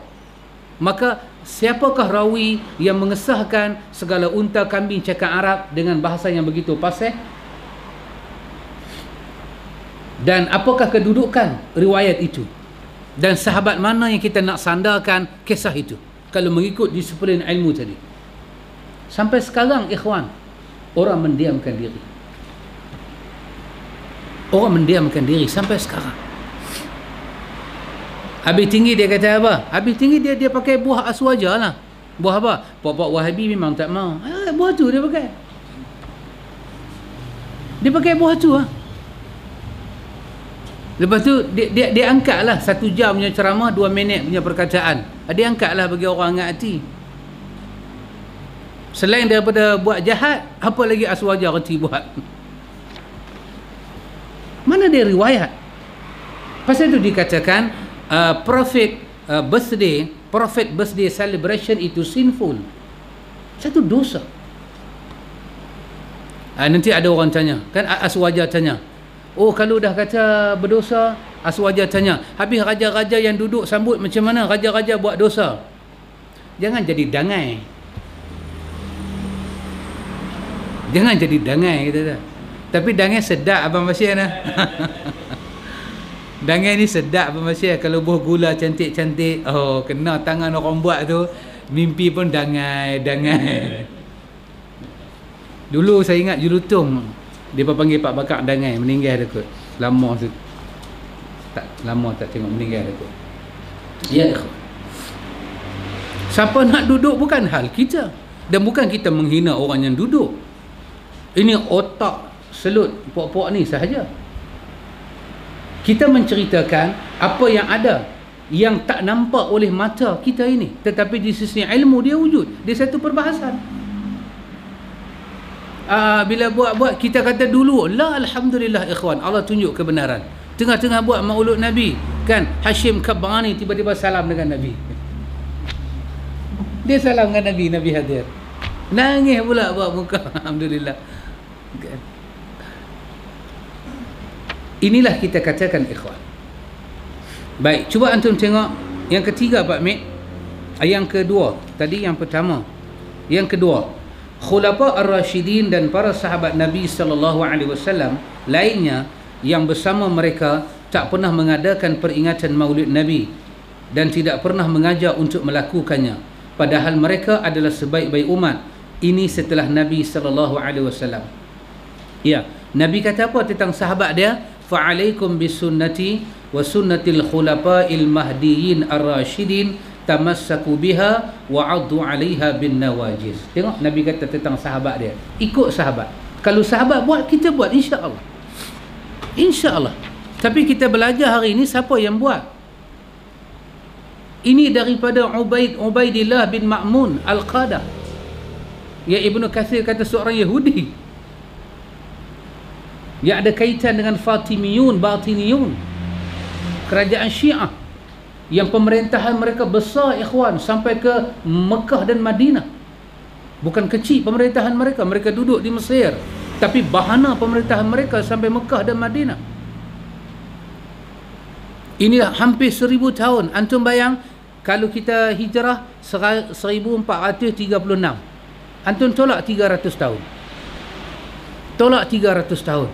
300 tahun itulah di mana umat merasai nikmat ilmu Islam yang sebenar dan pemerintahannya benar. Selepas 300 tahun, kalau 1436 kita tolak 300, tinggal 1136. Itulah dia zaman yang disebut oleh Nabi fihi dakhanun, bercampur habis dalam dia sampai zaman hari ini. Bercampur. Yang Islam dikatakan, yang sunnah dikatakan bid'ah, yang bid'ah dikatakan sunnah, yang mungkar dikatakan ma'ruf, yang ma'ruf dikatakan mungkar. Sudah 1136 tahun hijrah. Dan kita nak kembalikan balik setelah 1136 tahun yang bukan sunnah dianggap agama. Kita nak kembalikan dia balik, ikhwan, kepada zaman 300 tahun. Kita macam siap kulit orang, dia lawan kita. Itu yang keluar orang tua-tua macam mana? Awak hang seorang mengaji agama, orang lain tak mengaji. Kita kata tak. Kita kata baca buku yang kita anjurkan, Bidayah wan Nihayah. Bidayah wan Nihayah, Syiar Alam An-Nubala. Kalau saya berbohong, di situ ada kisahnya. Siapa yang tulis buku tu? Bukan pak mentua saya. Yang tulis Ibnu Katsir, yang tulis Imam Az-Zahabi. Adakah awak tidak iktiraf ulama-ulama besar ini? Iktiraflah, bacalah. Apa pandangan mereka? Mereka mengkaji sejarah. Baca. Bagaimana diolah sejarah-sejarah itu. Imam Abu Bakar Ibnul Arabi menulis buku berkaitan dengan sejarah. Bacalah. Kenapa tak mau baca? Oh, dia merepek, ambil ikut dan bacalah. Kita merepek, pergi ambil mana punya artikel, dia baca, tak boleh. Ya, itu artikel yang hadis kita baca macam mana? Itu ikhwatul iman. Nabi sifatkan khalifah dia itu dengan mahdiyin dan rasyidin. Bagaimana kita tak ikut para sahabat? Nabi sifatkan mereka dengan petunjuk. Nabi sifatkan mereka dengan hidayah. Mereka dapat hidayah, mereka dapat petunjuk. Nabi kata sahabat dia. Maka pendirian kita, sahabat tak buat, kita tak buat. Sahabat tinggal, kita tinggal. Di mana salah kita? Di mana silap kita? Dan awak yakin sahabat tak buat perarakan maulud, awak nak buat, awak buatlah. Kenapa nak terkejut kita tak buat? Patut kita terkejut dengan awak. Kenapa awak buat? Dan mana alasan awak buat? Kerana kita sayang Nabi. Sahabat, mereka dah sayang Nabi dan mereka dah masuk syurga. Awak nak kata apa? Tak, sahabat lain, kita lain. Sahabat pun pernah buat perarakan maulud. Tak apalah, buat lah hadis itu. Bacalah daripada mana, rawi mana, apa martabat hadis itu, bacalah, kita dengarlah. Kalau sahih, kita boleh tahun depan kita angkat sepanduk lah. Bukan susah Ahlus Sunnah ni Pak Amir. I'ti burhan. Buat lah burhan, dalil. Lepas tu kalau dalil itu sahih, Ahlus Sunnah akan kata seperti kata Imam Abu Hanifah, ala ra'si wal aini. Syekh Albani begitu hebat, dia pernah tersilap dan dia kata saya silap, saya tarik balik kata-kata saya. Ya, kata Imam Abu Hanifah, bila dia cakap kepada aku tentang Quran dan Sunnah, Abu Hanifah akan kata ala ra'si wal aini, aku junjung di atas batu jembala aku tak. Itulah Ahlus Sunnah. Tapi buat masalah lah ni semua riwayat palsu, macam mana nak terima? Macam mana kita nak terima riwayat palsu? Orang Tamil kata poi saci. Poi saci. Kalau porah tu teruk sangat. Dia kata poi saci. Dalam kesaksian ini ada benda yang bohong. Poi saci. Tak kena ni. Bohong ni. Saksi palsu ni. Bagaimana nak tinggal sahabat? Dan Nabi kata apa dia? Addu alaiha tamassaku biha. Pegang elok-elok perjalanan sahabat aku. Addu alaiha bin nawajiz. Gigit dengan gigi geraham yang paling dahsyat. Ingat, Nabi kata, iyakum, ingat, muhdasatil umur. Banyak benda akan direka yang sahabat aku tak pernah reka. Hati-hati. Orang nanti reka, sahabat aku tak pernah reka. Nabi kata, ingat, fa inna kulla muhdasatin bid'ah. Yang orang reka, yang sahabat aku tak pernah reka, yang depa reka, itu satu rekaan yang jahat, bid'ah. Wa kulla bid'atin dalalah. Dan yang depa reka itu tak ada kena mengena pun dengan sahabat aku, tempat dia di neraka.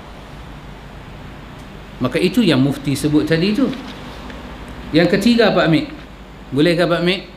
Masih ada muka surat lagi nah? Peringatan hari kelahiran Nabi adalah kebiasaan orang-orang yang sesat.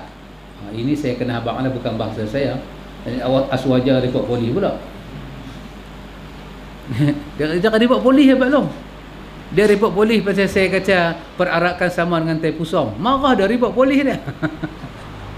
Report polis hantar gambar saya semua ke pejabat-pejabat mufti, hantar ke JAKIM, hantar ke sama suruh ambil tindakan buah dalam ISA. Apa punya budak tak cerdik. Tapi tak apa. Kalau kena ISA Pak Amir, adalah satu ledakan baru, gelombang biru. Tak mau biru tak mau. Kamjat biru ni semua. Satu apa hikam? Warna apa hikam? Kan? Satu ledakan yang hebat Pak Amir. Orang sunnah menegakkan sunnah tanpa jenayah, tiba-tiba duduk dalam 2 tahun. Oh, dahsyat tuan. Sepatutnya orang politik, sepatutnya pengancam negara, maka apa akan jadi? Orang muda akan cari semua ceramah-ceramah Ahlus Sunnah. Ya ikhwan, jangan main-main. Pasal itu Quran menyatakan kepada kita apa dia? Apa ayat tu? Wa makaru wa makarallah wallahu khairul makirin. Yang kita rancang, kita rasa macam tu, tapi bila kita rancang, Allah ubah rancangan kita jadi macam lain. Kita tak tahu. Ya, saya suka sangat kalau perkataan saya tu nya Aswaja duk mengamuk ni. Kan dia kata saya hina duli tuanku. Duli tuanku duduk majlis maulud Nabi, tengok mamak ni hina duli tuanku. Habis raja-raja semua tu macam tai pusam ah. Dia hanya olah ayat tu. Dia hanya olah, saya tak olah, dia hanya olah. Saya sukalah kalau duli tuanku panggil saya. Kalau duli tuanku panggil saya, Pak Amir, saya hadiah buku ni kat dia. Saya akan baca satu-satu biar duli tuanku tahu siapakah mula merayakan maulud Nabi. Lepas ni duli tuanku akan golek kepala. Oh begitu, beta tidak mau. Baru padan muka kau. Ya. Kadang orang ni, kadang pembesar-pembesar ni ikhwan, masalah mereka tidak ada ulama yang berani bercakap di hadapan mereka. Tak ada ikhwan. Pembesar-pembesar ini, siapa nak cakap depan mereka? Siapa nak bagi tahu kepada Datuk Najib ini termasuk daripada bid'ah? Siapa nak bagi tahu? Prime Minister. Ya. Yang boleh bagi tahu hanya orang sunnah, Pak Amir. Ya. Siapa nak bagi tahu pada Gubernur Negeri Pulau Pinang? Asal usul orang yang agak-agak kalau kita diberi peluang baca khutbah Jumaat di masjid negeri dan Gubernur ada, gamakkah kita membaca khutbah seperti mana Grand Mufti Saudi baca? Ini dalam khutbah ni dia baca.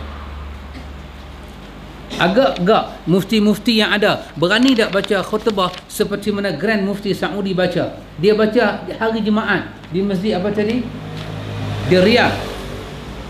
Dia menyampaikan ini di satu masjid di Riyadh. Apa nama masjid dia tadi? Friday dia katakan. Di masjid Imam Turki bin Abdullah di masjid Riyadh. Ya, agak-agak. Selain daripada kita bila pembesar ada, kerja kita baca doa panjang umur dia aja. Lepas tu kita dah jam. Apa lagi nak sebut? Sekali kita baca lagu ni, saya tak akan rasa sultan-sultan akan murka. Sebaliknya dia akan tanya, dari mana ambil artikel tu? Ya. Yang takut sultan dengar khutbah kita siapa dia? Yang takut pemimpin dengar khutbah Ahlussunnah ni siapa dia? Inilah siapa dia ini? Lu fikirlah sendiri. Inilah. Ya. Kenapa tak bagi peluang tokoh-tokoh besar membaca khutbah di hadapan pemimpin-pemimpin besar? Kenapa tak bagi? Kita tak menafikan ketokohan orang baca khutbah, tetapi setiap kali mereka berhadapan dengan pemimpin, khutbah apa dia baca? Dia pun akan jaga 5 rukun ya. Dan rukun yang paling besar mendoakan. Saya baca khutbah di Selangor Pak Mit, selalu sahabat akan bagi ingat, Imam Nazir, Imam siapa akan bagi ingat, Ustaz, kalau terlupa baca Ittaqullah tak apa lagi, tapi kalau terlupa sebut nama Sultan, mampu kami Ustaz. Itu dia. Ya. Mazhab Syafi'i ini ada 6 rukun khutbah. Yang ke-6 mendoakan pemimpin. Tapi pernah kita kata salah? Tak pernah kita kata salah. Yang kita tak setuju mendoakan kesihatan dia, tak mendoakan hidayah. Doakanlah hidayah. Ya ikhwan, ada sultan pergi masjid seperti Sultan Kelantan, redah banjir, tolong rakyat dia, bawa Pajero Pak Mit, bawa pancuan 4 roda, redah air. Dia naik atas rakit, dia angkat orang miskin, dia papah, dia bagi makan, dia mendoakan rakyat dia. Patut kita memberi satu ucapan tahniah.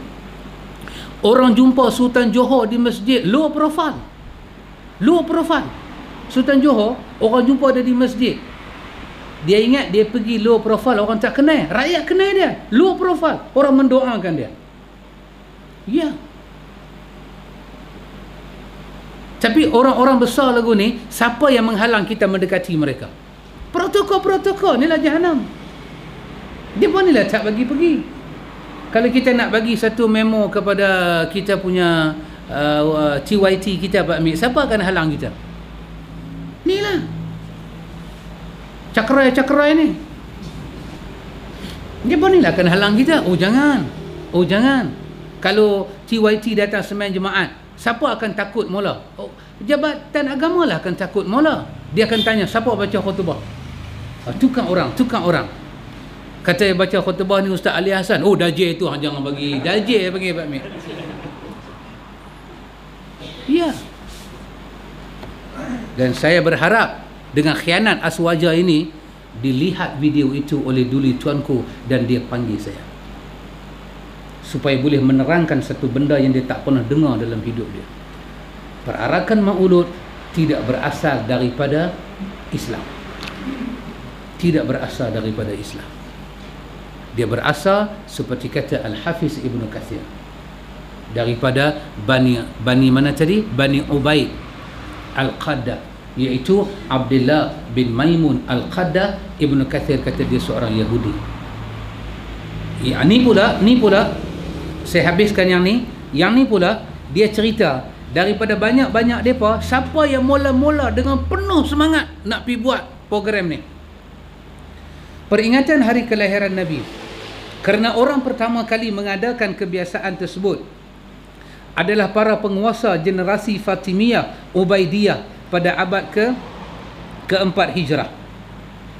Lepas tu dia buat nota kaki, dia kata boleh tengoklah kitab Ahli Mahfuz menulis kitab tentang Ibtidak ni, himpunan bid'ah dalam akidah, bid'ah dalam salat, bid'ah dalam syariat, bid'ah dalam muamalat, bid'ah dalam akhlak. Rajin dia pergi buat satu kitab asin pula, bid'ah-bid'ah yang wujud ni satu dunia. Ali Mahfuz, nama dia Ali Mahfuz, bukan Mahfuz Omar, Ali Mahfuz. Tersilap pula, Mahfuz ada banyak. Ali Mahfuz dia buat apa? Dia kata mereka menisbahkan diri mereka kepada Fatimah binti Rasulullah sallallahu alaihi wasallam secara zalim, dusta, secara fitnah yang keji. Mereka sebenarnya berasal daripada kalangan Yahudi. Bahkan ada pendapat mereka berasal dari kalangan Majusi. Bisa jadi mereka ini adalah orang-orang yang ateis. Hak dia kata ni nak ambil di mana? Dia buat nota kaki. Dia kata ambil dalam kitab Siyar Alam An-Nubala. Kisah dia apa? Ni bukan kemarin orang kaji. Zaman Imam Az-Zahabi. Tak tahulah kalau ada ustaz-ustaz top-top dia kata Imam Zahabi tak boleh pakai. Tu yang kita duk baca Al-Kaba'ir, dosa besar. Imam Zahabi lah yang cerita pasal Telaga Barhud. Itu kita Imam Zahabi lah tu. Tapi Imam Zahabi cerita lain, kawan tu nakal lain. Imam Zahabi berkata Ibnu Qayyim cerita ini tidak ada asal usul. Al-Kaba'ir itu kita Imam Zahabi lah, tapi kita yang lebih besar. Hampak tangan kita panjang, Siyar Alam An-Nubala. Di situ kata dia ada cerita tentang orang yang kita duk cerita ni, orang yang pertama kali mengerjakan Maulid Nabi. Saya pun tak tahu kalau Presiden PAS Tuan Guru Haji Abdul Hadi Awang, dia juga menyatakan bahawa sambutan Maulid Nabi tidak ada. Tak ada. Itu Presiden. Saya menghormati dia sebagai Tuan Guru. Ya. Kalau tanya pada Tuan Guru Ni Aziz sebagai Mursyidun Ampas, dia menyatakan jangan tanya soalannya bodoh. Bodoh tu. Tapi pengikut dua Tuan Guru ni percaya ke? Dia hentam kita cukup-cukup Pak Mit, pengikut. Yang Tuan Guru macam mana? Yang Tuan Guru menyatakan tidak ada perayaan maulud, tidak ada. Bacalah dalam Facebook Tuan Guru. Pergi ke Facebook Tuan Guru Haji Hadi Awang. Apa dia kata? Tak ada. Tentang tasawuf dia kata apa? Saya hantar kepada Baitul Ilmi punya WhatsApp, dia punya kuliah subuh Jumaat. Dia kata apa dia? Tuan Guru kata, kesemua tasawuf yang bercanggah dengan Quran dan hadis-hadis yang sahih wajib ditolak. Wajib ditolak. Kalau ada tasawuf yang orang duk sampai ni bercanggah dengan Quran dan hadis-hadis yang sahih, wajib ditolak. Dan dia kata ini benda yang perlu dimengertikan. Oh subhanallah. Orang tanya pada Tuan Guru Ni Aziz, apa pandangan Tuan Guru tentang majlis tahlil? Dia kata budaya jahiliah, kenapa nak hidupkan balik? Duk buat ratik-ratik umur orang mati, jahiliah dia kata. Yang bercakap tu siapa dia ikhwan? Mursyidul Am. Tapi pengikut macam mana? Pengikut maki pula Mursyidul Am dia. Tengok Pak Amir, bukan semua orang boleh menerima kebenaran. Tidak. Ni kita duk baca, kita duk bagi tahu. Kalau penulis kita bohong, saya cakap bohong, nota kaki ada, Siyar Alam An-Nubala. Dengan muka surat, dengan jilid berapa dia bagi tahu. Apa salahnya pergi? Saya ada pengalaman masuk pejabat mufti Pak Amit, tengok kitab ni daripada ujung sana sampai ujung sana. Allah, kalau kitab ni jatuh mampu aku tak ada mengucap. Tak kalah sebanyak itu tidak ada Siyar Alam An-Nubala. Tak kalah sebanyak itu tidak ada Bidayah wan Nihayah. Ya. Saya ingat lagi masa di Baghdad, Ustaz Lah kata, hang kalau baca Bidayah wan Nihayah, hang jangan balik Malaysia. Ya. Orang terima tafsir Ibnu Katsir, tapi orang tak boleh terima Bidayah wan Nihayah dia tulis. Dia tulis biografi kehidupan orang. Siapa dia Imam Ghazali, dia tulis A sampai Z. Apa pujian dia, apa kesilapan dia, A sampai Z dia tulis. Bacalah Bidayah wan Nihayah kalau saya bohong. Tapi siapa nak baca? Tak terlakut Aswaja nak baca? Aswaja nak baca? Baca.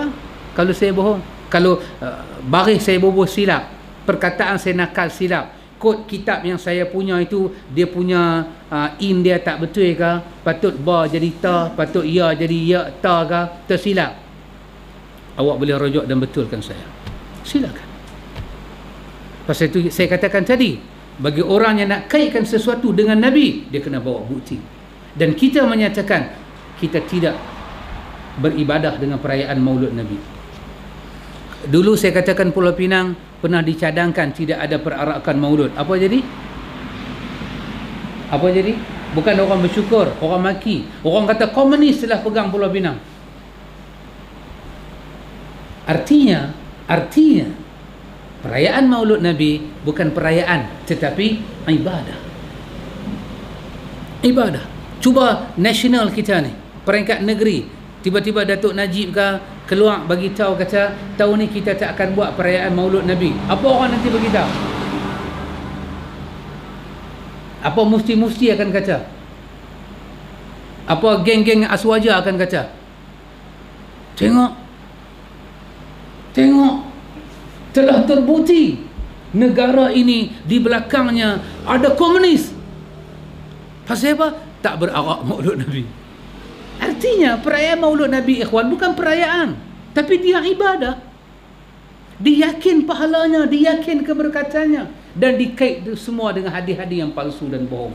Kita kata pada ikhwan, mana-mana ibadah yang tidak diibadahi oleh para sahabat, kita tidak akan beribadah dengannya. Tengok sini, saya nak baca sikit. Orang yang pertama mengadakan perayaan maulud adalah Mu'iz lidinillah al-Ubaid al-Maghribi, yang keluar daripada Morocco menuju ke Mesir pada bulan Ramadan pada tahun 362 Hijrah. Hak ni dia kata tak percaya. Dia kata pergi lihat Bidayah wa Nihayah oleh Imam Ibn Kathir. Pergi lihat, dia kata. Dia keluar daripada Morocco pada bulan Ramadan menuju ke Mesir pada tahun 362 Hijrah. Maknanya dah nak masuk 4 abad. Baru orang ni keluar mai daripada keturunan tadi Ubaidillah bin Maimun Al-Qadah tadi. Dia dipanggil dengan Bani Ubaid Al-Qadah. Inilah orang yang pertama fund duit, berkeluar dana dalam bulan Ramadan. Apakah layak orang Muslim berakal mengikuti kalangan Rafidah yang mengikut kebiasaan mereka serta menyisih petunjuk Nabi Muhammad sallallahu alaihi wasallam? Orang ni kah kita nak ikut? Orang berpahaman Syiah ni kah kita nak ikut? Dan dalam memorandum Syiah yang banyak dah kita bincangkan itu, dalam memorandum Syiah tu sendiri dia sebut maulud juga berasal daripada kami. Saya dengan Pak Amin ada pengalaman ke mana Pak Amin? Ke Ipoh, Tambun. Ya, kampung tersusun tapi nampaknya tak berapa tersusun.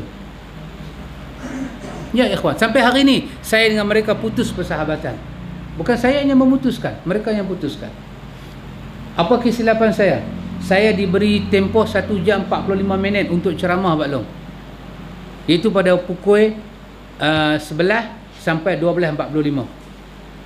Tapi sebelum, saya pun cantik hari tu Pak Long. Hari tu taklah gelap, lagu ni cerah sikit.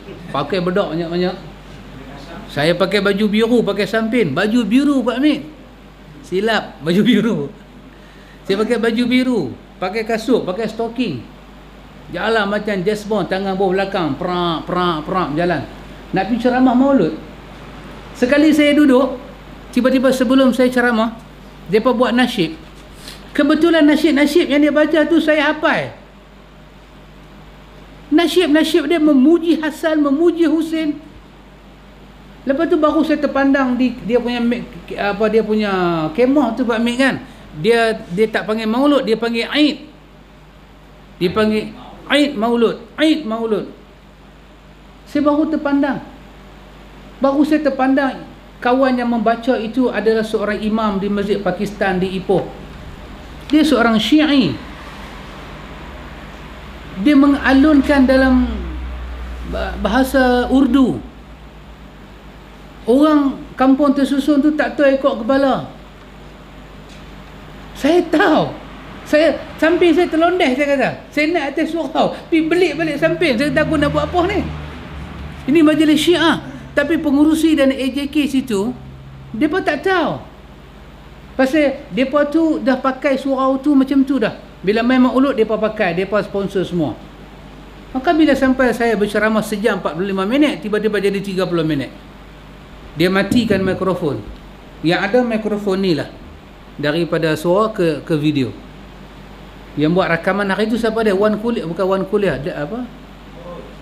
Epa buat kuliah. Epa buat kuliah. Ya. Saya kata ni salah ni. Ni Aid bukan Aid ni.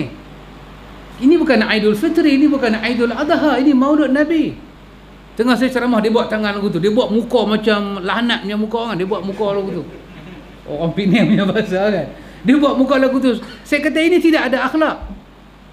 Bagi saya 1 jam 45 minit, ni baru 30 minit. Saya mendedahkan ini daripada Syiah. Kenapa awak suruh saya stop?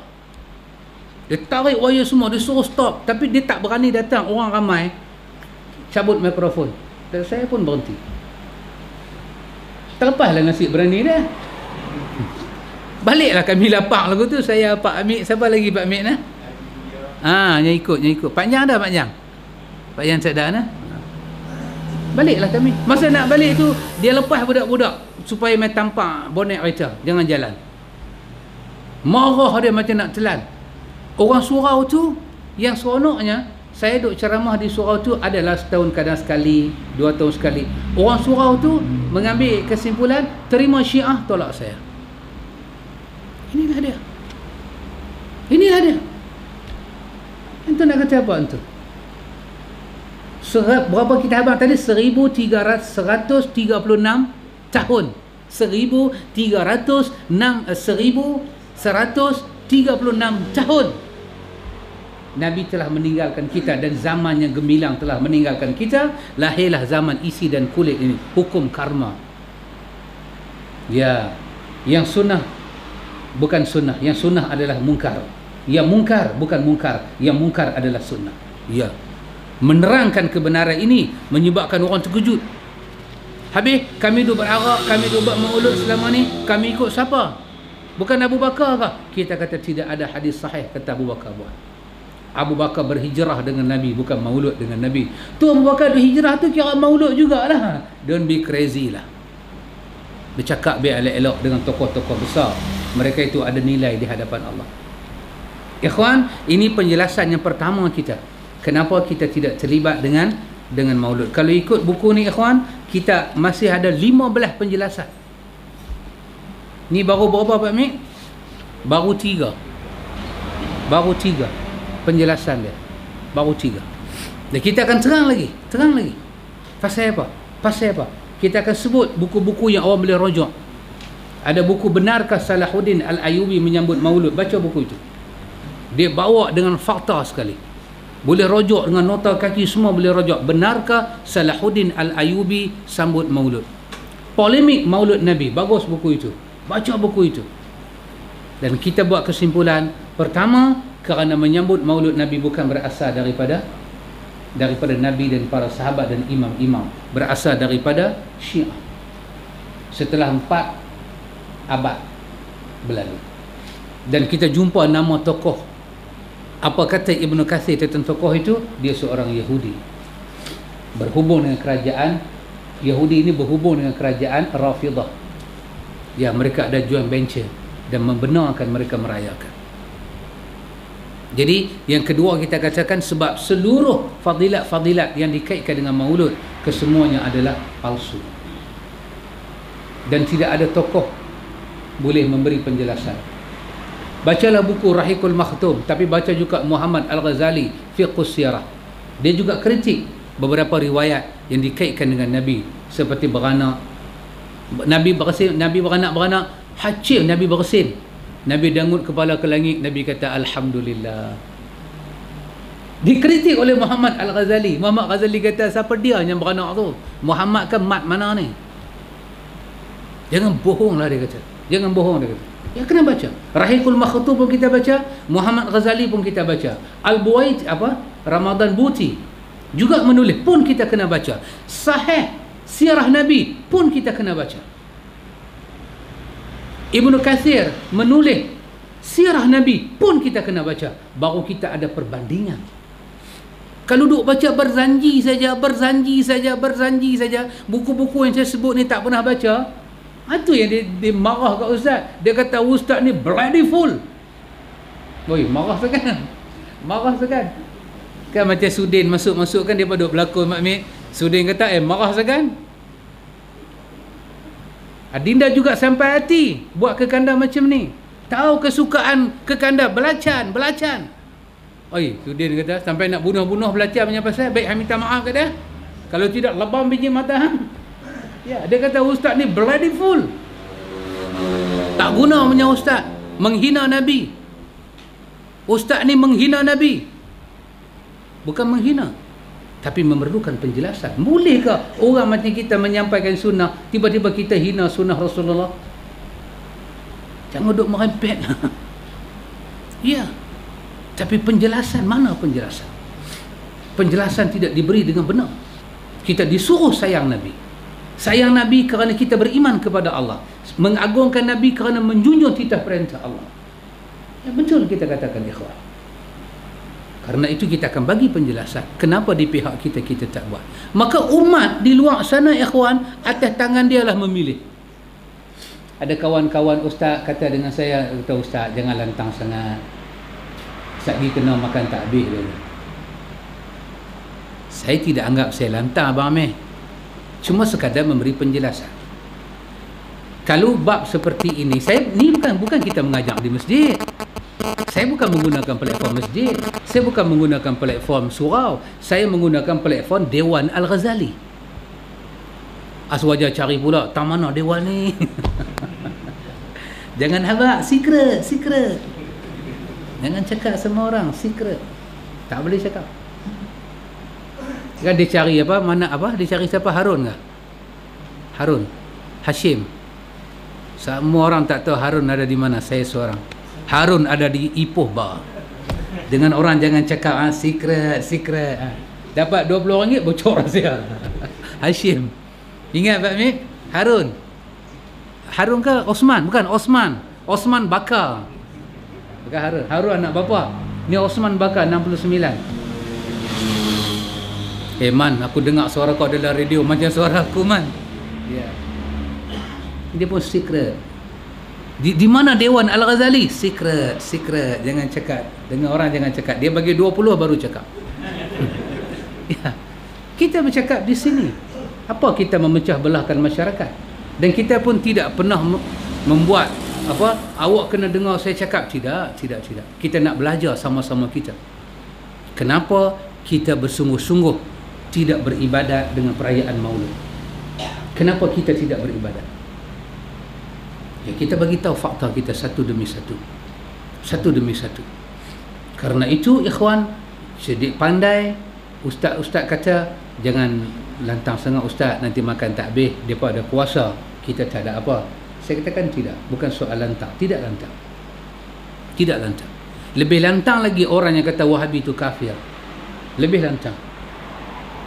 Tapi tak ada apa-apa ikhwan. Syekh Ibn Taymiyah kafir, Muhammad bin Abdul Wahab kafir, tak ada masalah. Tapi walaupun dia mengkafirkan orang, tapi tak ada masalah. Mereka ada tauliah, boleh pusing satu Melaya. Macam siapa? Saxophone yang buta tu, Osman Jelani, kan? Mamak Mahyudin ajak dia pusing Melaya. Ya, Johor sana sini. Demikian. Ada orang bagi peluang masuk TV mengkafirkan Ibn Taymiyah, mengkafirkan Wahabi, mengkafirkan Syekh Muhammad bin Abdul Wahab. Lepas tu TV tak boleh keluar, tapi boleh pusing Melaya. Pergi Selangor ada tauliah, bagi Penang ada tauliah, datang Kedah ada tauliah, pergi Perak ada tauliah. Semua tempat ada tauliah. Yang tak ada tauliah siapa dia? Hanya duk kata Maulud tak ada. Itu tak ada tauliah. Yang ni very dangerous. Macam mana Pak Mik gambar Piramli, gambar apa tu Pak Mik? Kan? Dia nak beli apa? Nak beli belacan. Belacan ke? Belakang. Pasal tak ada lesen. Ganja jual depan-depan ada lesen. Belakang jual belacan. Apa nama gambar tu? Saya lupa dah. Piramli punya gambar. Jual belacan pakai lesen. Pasal tak ada lesen, belacan belakang jalan. Alibaba ke Pak Mik? Saya tak ingat dah. Jadi jangan bimbang ikhwan. Kita benar, ini negara demokrasi. Undang-undang persekutuan lebih tinggi daripada segala undang-undang. Mana undang-undang yang bercanggah dengan undang-undang persekutuan, maka dia terbatal sekadar pencanggahan itu. Maka diberi hak agama Islam, dan kita umat Islam, kita berhak bercakap di atas agama kita. Kita tak kritik agama orang, kita menyatakan dengan fakta, ini agama kita, ini sunnah yang kita belajar. Apa yang ada kita kata ada, apa yang tidak ada kita kata tidak ada. Ini, dan minggu depan, minggu lagi sekali kita akan baca lagi. Dan saya juga mencadangkan kepada sahabat, kalau jumpa buku seperti ini di atas kedai, sahabat beli, sangat menarik. Iaitu nama dia Perayaan Maulud Nabi. Tebal lagu ni. Dan saya mencadang nak buat teks kita. Ada 14 bab pasal maulud je. Ambil ubat. Artinya kalau kita boleh khatam buku ni, kita telah jelas apa itu Maulud Nabi. Nabi lahir betul, tetapi yang dijadikan perayaan-perayaan sesudah itu, apa dia? Orang guna nama Maulud untuk buat benda-benda yang gila-gila. Hak tadi dia kata apa? Dia guna perkataan apa tadi? Dia guna perkataan khurafat ke? Dalam bahasa Inggeris dia sebut khurafat. Payah juga nak baca nah. Apa orang putih kata khurafat? Oh, si pembaca lagi. Jadi tak boleh baca. Masya Allah. Kan? Jadi kita akan baca dan baca lagi. Kita baca suku-suku kita. Kita ada anak, ada keluarga, kita menyampaikan dakwah. Jadi saya akan cuba jadikan buku ini sebagai tag. Lagi sekali kita akan photo step pada buku ni pula. Kalau tak ada, ambil buku ni photo step, satu bab. Balik simpan, klip sampai jadi satu buku.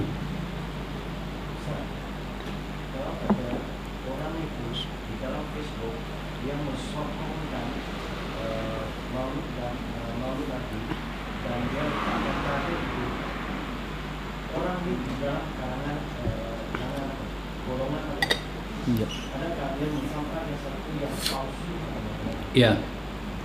Wallahu ta'ala alam, hanya Allah Maha mengetahui. Orang yang menyokong ini kadang-kadang dia ni tak tahu apa. Mungkin dalam istilah ilmu dia kata jahil murakkab.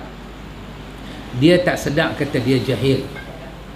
Rajulun la yadri annahu la yadri. Ini kata Imam Ghazali dalam ayat. Dia satu orang yang tak tahu, tapi dia tak tahu kata dia tak tahu. Itu dia punya ghaflah dia. Rajulun la yadri annahu la yadri. Dia tak tahu, tapi dia tak tahu kata dia tak tahu. Ini satu ghaflah. Orang yang macam ni biasanya dia sokong di atas percaya ke orang lah. Kan macam Doremi makan minum kopi kan, dia kata jangan-jangan kita dah kena tipu. Dia kata cakap tak tengok orang, takkan Tok Lebay nak menipu. Tengok kena tipu sungguh. Tok Lebay pergi lari ke belakang. Ya.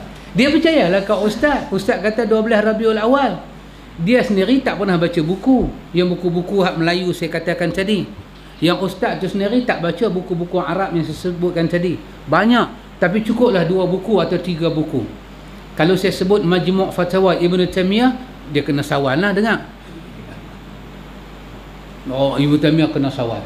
Saya sebut Ibn Katsir, saya sebut dengan Bidayah wa Nihayah apa tadi? Imam Zahabi, Siyar Alam An-Nubala. Kalau baca mukhtasar dia pun tak apa. Sekarang Bidayah wa Nihayah yang Arab tu ada terjemahan Melayu hampir 15 jilid. Boleh beli. Pergi merokok sikit-sikit 2 bulan dapat lah. Supaya ada hujah di hadapan Tuhan. Ya Allah, saya perokok yang sunnah. Mereka perokok yang bid'ah. Walaupun saya perokok Bidayah ada rumah saya, ya Allah. Siyar Alam An-Nubala ada. Cuma saya ni tak boleh tinggal je. Ada dalil. Ya, baik, dia setuju dengan tarikh tu. Kalau mengikut mufti kita tadi, Grand Mufti, dia guna perkataan apa? Dia kata mereka ini evil and corrupt. Maknanya satu penyelewengan dan satu pengiyaan kepada sesuatu yang amat-amat tidak benar. Tapi kita tak hukum dia lah, pasal kita tahu dia tu tak tahu. Dia tak tahu dan dia pun tak pernah baca, dan dia pun dihasut oleh orang-orang lain. Itu kita maafkan dia lah. Orang macam ni kalau dia lawan, tak ada faedah kita jawab. Seperti kata Imam Syafi'i, ada buku Melayu kan, dia tulis nama dia Manhaj Salaf Asy-Syafi'i. Di situ dinakalkan perkataan Imam Syafi'i, kalaulah diam aku menjadi satu jawapan, maka aku diam. Kalaulah cakap aku jadi satu jawapan, maka aku cakap. Sebahagian orang bertanya, aku diam. Sebahagian orang menuduh aku cakap. Dan sebahagian cercaan, aku diam. Kerana kadang-kadang diam lebih mendamaikan.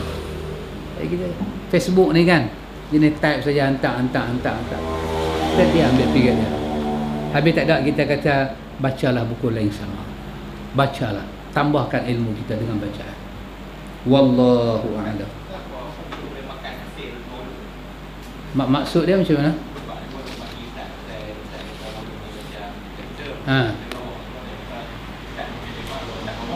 Macam mana?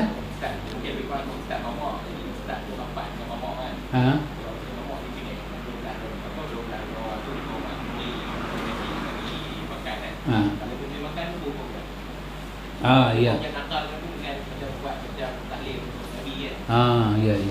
Ya. Kalau tak tahu mudah jawablah, tak apa. Kalau dah tahu mungkar. Saya dengan Ustaz Abdullah Iraqi ada pengalaman. Saya berlaku di Penang tapi saya tak sebut tempat. Iaitu ceramah Ustaz Abdullah Iraqi, saya teman dia. Dia pun buat kek tulis Happy Birthday to Muhammad sallallahu alaihi wasallam.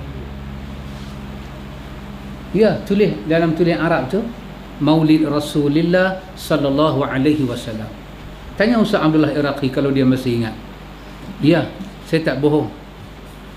Saya tak sebutlah tempat di mana. Ya, tapi tempat tu kawasan pantai. Pergi. Yang buat ni pihak beruniform. Buat. Saya tak sebut uniform bomba ke siapa, saya tak sebut. Tapi beruniform, pejabat dia tepi pantai. Kami pergi. Masa tu kami 2 ekor naik motor. Kan? 2 orang naik motor. Saya teman dia. Sekali dia buat kek sebesar beg saya ni. Dia tulis Maulid Rasulullah sallallahu alaihi wasallam. Tapi dia tak potonglah pada kami. Pasal ada ustaz yang kedua datang nak potong kek tu. Tapi ustaz lah tu dia tunjuk kat saya. Tengok dia buat DJ. Saya kata balon, tak boleh balon. Dia kata dia pun masak sedap ni. Jangan balon. Tapi telah ada. Kalau begitu kita pergi makan, kita makan sesuatu yang korup dan evil. Inilah makanan yang paling buruk kita masukkan dalam perut kita. Kenapa? Kerana makanan itu dikaitkan dengan akidah. Macam bubuk sora lah. Kita bukan musuh dengan bubuk sora dan kita bukan musuh dengan kek itu. Tapi dibuat pada satu hari dan satu masa dengan cara yang tertentu. Sekarang ni dah bulan Rabiul Awal. Kita cadanglah kepada orang-orang sunnah buatlah bubuk sora. Kata Ustaz, teh dah hilang. Kalau teh dah hilang, memang bubuk sora ni Syiah punya. Kalau kita boleh buat, tak apa. Kita teringin nak makan kek, beli sekilo potong makan, alhamdulillah. Kita nak buat kenuri kenara, tak ada apa-apa. Hari kita cuti, duit pun kita lebih, nak panggil orang mai rumah kita makan, silakan. Tapi sempena. Pasal apa awak buat tahlil? Mudah-mudahan tahlil ni sampai kepada Abu Bakar, pada Rasulullah. Dekat Rasulullah pun orang hantar tahlil lah ni. Maka ini satu mungkar. Dan jangan makan. Jangan makan. Tak tahu lain bab lah. Tak tahu lain bab. Kecuali boleh makan. Boleh makan kalau nak mampus sangat-sangat. Mampus sangat-sangat. Macam Quran bagi contoh jumpa khinzir kan. Tak ada dah. Rokok sebatang pun tak ada nak hisap. At least ada rokok tak sentuh khinzir. Tak ada. Khinzir aja ada. Quran kata apa? Fala junah. Maka tak berdosa. Tak berdosa. Kita bukan menghina. Tapi tahu tak makan lagi. Ini satu korak, satu penyelewengan yang besar. Wallahu a'lam. Ya sahabat. Ya. Ya.